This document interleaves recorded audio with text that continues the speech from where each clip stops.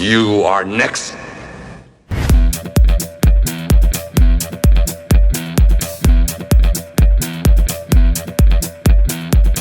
बोलो यांग एक चीनी अभिनेता, बॉडी बिल्डर, डायरेक्टर और निर्माता है। दर्शक अक्सर सकारात्मक कैरेक्टर्स को याद करते हैं, लेकिन बोलो ज्यादातर निगेटिव रोल्स को निभाकर फैंस का प्यार जीतने में कामयाब रहा है।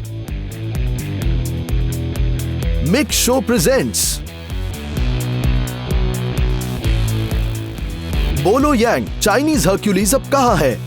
यांग सी, जिसे बोलो यांग के नाम से जाना जाता है, का जन्म 3 जुलाई 1946 को चीनी शहर ग्वांगझाऊ में एक स्थानीय उद्यमी और गृहिणी के परिवार में हुआ था। 4 साल की उम्र में लड़के को कुंग फू में दिलचस्पी हो गई और 10 साल की उम्र में उसने स्थानीय मास्टरों के साथ मार्शल आर्ट का अभ्यास शुरू किया। उसने एक्रोबैटिक्स में भी भाग लिया और वेट लिफ्टिंग में रुचि रखी। उसने मार्शल आर्ट को पावर लोड के साथ सफलतापूर्वक जोड़ा, जिससे उसे पावर लिफ्टिंग में चीन का चैंपियन बनने में सहायता हुई। आम समझ के विपरीत बोलो सेटोकिन कराटे में चैंपियन नहीं था और इस प्रकार की मार्शल आर्ट में कभी लगा ही नहीं था। 60वीं दशक के मध्य में युवा कम्युनिस्ट चीन से हांगकांग भाग गया। दिलचस्प बात यह है कि वह तैरते तैरते वहां पहुंचा था। ये उस मार्ग से गया था जिसमें बॉर्डर कंट्रोल गार्ड्स का सामना करने की कम से कम संभावना थी। हांगकांग में योंग सी एक कोच बन गया और उसने अपना खुद का बॉडी बिल्डिंग स्कूल खोला। जल्द ही वो हांगकांग की सबसे बड़ी film company Shaw brothers studio के एजेंट्स में से एक में ध्यान में आया, जिसने उसे एक फिल्म में अभिनय करने की ऑफर दी। 1970 में 23 वर्षीय एथलीट ने छोटी भूमिका के action film the wandering swordsman में बड़े पर्दे पर अपनी डेब्यू करी और एक बॉडी बिल्डिंग टूर्नामेंट में मिस्टर हांगकांग का खिताब भी जीता, जिसे बाद में लगातार 9 साल तक पुष्टि की जाएगी। Action film 5 fingers of death सहित 14 और फिल्मों में क्रूर खलनायक की भूमिकाओं के बाद महत्वाकांक्षी अभिनेता ने स्टूडियो छोड़ने का फैसला किया। योंग सी के करियर का महत्वपूर्ण क्षण ब्रूस ली से मिलना था। उस समय ब्रूस अपनी film the way of the dragon की शूटिंग कर रहे थे और फिल्म विंस्टन सिगरेट कंपनी द्वारा प्रायोजित थी। स्क्रीनिंग से पहले सिनेमाघरों में ब्रूस ली से एक शॉर्ट मास्टर क्लास और सिगरेट के लिए एक एडवर्टाइज शुरू करने का योजना बनाई गई, जिसमें हमारे नायक को आमंत्रित किया गया था। उनकी एक अच्छी दोस्ती बनी और 1973 में ब्रूस ली ने एक दोस्त को फिल्म एंटर द ड्रैगन में अपने मुख्य ऑन स्क्रीन प्रतिद्वंदी के बॉडीगार्ड की भूमिका निभाने के लिए आमंत्रित किया।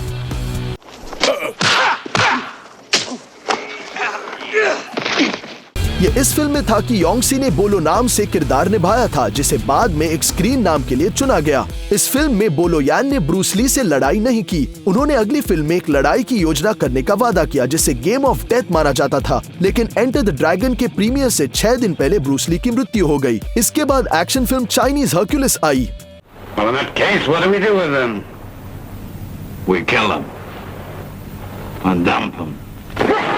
और यद्यपि बोलो ने इसमें एक प्रमुख भूमिका नहीं निभाई थी, निकनेम चीनी हर्क्यूलिस जल्द ही उसके साथ जुड़ गया। साथ ही एक और nickname beast from the east, जिसका अर्थ है पूर्व से आया हुआ बीस्ट। लेजेंडरी ब्रूस ली के साथ काम करने से बोलो के लिए फिल्म भूमिकाएं प्राप्त करना आसान हो गया, लेकिन कई वर्षों तक दोस्त की मृत्यु ने अमेरिकी सिनेमा के लिए उसका रास्ता रोक दिया था। समर्थन के बिना उसने स्थानीय एक्शन फिल्मों में खलनायक की भूमिका निभाना जारी रखा, जैसे कि 1974 की द यंग ड्रैगन्स और ब्रूस एंड शाओलंग कंग फू के 2 भाग।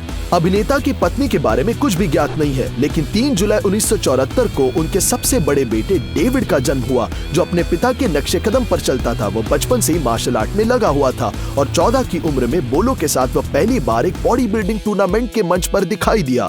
इसके अलावा उन्होंने कई फिल्मों में अभिनय किया और अब कोचिंग में लगा हुआ है। बाद में कपल की एक बेटी डेब्रा हुई, जो अपने बड़े भाई के मार्गदर्शन में बॉडी बिल्डिंग में लग गई थी, और एक छोटा बेटा डैनी, जिसने भी खेल के साथ अपने जीवन को जोड़ा और ब्राजील के जिजुत्सु में लगा हुआ है। 1978 में ब्रूस ली की film the game of death को अभी भी स्टंट डबल्स की मदद से शूट किया गया था और स्क्रीन पर जारी किया गया था। बोलो यान भी इसमें दिखाई दिया था। अभिनेता ने खुद को एक निर्देशक के रूप में भी आजमाया। 1979 में कॉमेडी थ्रिलर बोलो और फिल्म वेंडा रिलीज हुई। अभिनेता के बाद के कार्यों में छोटी भूमिका निभाई action film ninja strikes back, horror film the boxer's omen, comedy thriller millionaires express, lucky stars go places, where is officer tuba और माय लकी स्टार्स में काम किया। 1986 में बोलो ने ब्रूस ली के बेटे ब्रैंडन के साथ फिल्म लेगेसी ऑफ रेज के सेट पर काम किया। I've been fighting in the streets for 10 years. No one's ever laid a hand on me. उन्होंने न केवल मुख्य कैरेक्टर के विरोधी की भूमिका निभाई, बल्कि ब्रैंडन को फाइट के लिए भी तैयार किया। यंग ने सुबह 9 बजे के लिए जिम बुक किया, लेकिन ली दोपहर तक नहीं दिखा और पूरी तरह से प्रशिक्षित करने के लिए अनिच्छुक था, क्योंकि निर्माताओं ने इसकी मांग की थी। 70 के दशक के अंत से 80 के दशक के अंत तक सिनेमा में फिल्मांकन के समानांतर बोलो यान बार बार कैंपों में साउथ ईस्ट एशिया में चैंपियन बने और 90 के दशक में भी प्रतियोगिताओं में सफलतापूर्वक भाग लिया। बोलो यांग को 1988 में रिलीज हुई एक्शन फिल्म ब्लडस्पोर्ट द्वारा विश्व प्रसिद्धि किया गया था, जिसमें उन्हें चोंग ली नामक मुख्य खलनायक की भूमिका मिली थी। Very good. But Brick not hit back. Set पर उनकी मुलाकात एक युवा अभिनेता जॉन क्लाउड वैन डैम से हुई, जो कम उम्र से बोलो का फैन था, और यद्यपि आलोचकों ने फिल्म के नकारात्मक समीक्षा दी, दर्शकों ने इसे अच्छी तरह से रिसीव किया और 72 वर्ष अभिनेता के करियर की दूसरी जान मिली। ब्लडस्पोर्ट ने अभिनेता को एक्शन फिल्मों में मुख्य विलेन की भूमिकाओं तक पहुंच प्रदान की। Blood fight, breathing fire, tiger clause, fearless tiger और आयरन हार्ट में काम किया। 1991 में वैन डैम ने यांग को फिल्म डबल इम्पैक्ट में अपनी प्रतिद्वंदी की भूमिका निभाने के लिए आमंत्रित किया, जिसमें $25,000 का शुल्क दिया गया।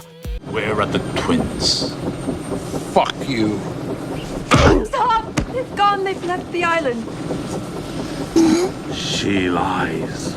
20 साल बाद जॉन क्लाउड के बेटे ने अपने पिता को एक सरप्राइज दिया और बोलो को रात के खाने के लिए आमंत्रित किया, और उन्हें खुशी के साथ याद आया जब वे दिन में 15 घंटे एक साथ पर काम करते थे। इंटरव्यूज में बोलो ने बार बार नोट किया कि वह खलनायक की भूमिका से शर्मिंदा नहीं है जो उसके लिए तय होती है। फिर भी अभिनेता को फिल्म जीवनी में सकारात्मक पात्रों की कई भूमिकाएं मिली है, इसलिए 1993 में उसने शानदार एक्शन फिल्म TC-2000 में अभिनय किया और the shoot fighter fight to the death में मास्टर शिंगो की भूमिका निभाई, जो 1993 में रिलीज हुआ था, और द शूट फाइटर 2 जो 1996 में।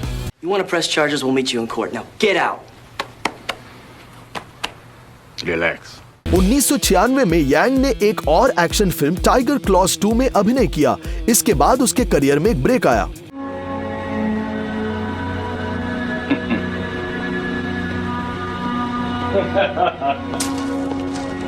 2006 में याहू सर्च इंजन ने एक सर्वे किया जो यूजर्स के अनुसार कुंग-फू फिल्मों का सर्वश्रेष्ठ अभिनेता कौन है, और बोलो यांग ने ब्रूस ली के तुरंत बाद दूसरा स्थान हासिल किया। 2007 में उन्हें यूएसए और कजाकिस्तान द्वारा सहनिर्मित फिल्म अल्टीमेट फाइटर में अभिनय करने के लिए आमंत्रित किया।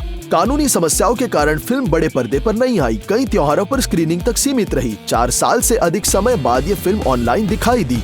2008 में बोलो ने आधिकारिक तौर पर घोषणा की कि वह सिनेमा में अपनी करियर छोड़ रहा है। हालांकि उसके बाद भी उसने कजाक उत्पादन की 2 और फिल्मों में अभिनय किया।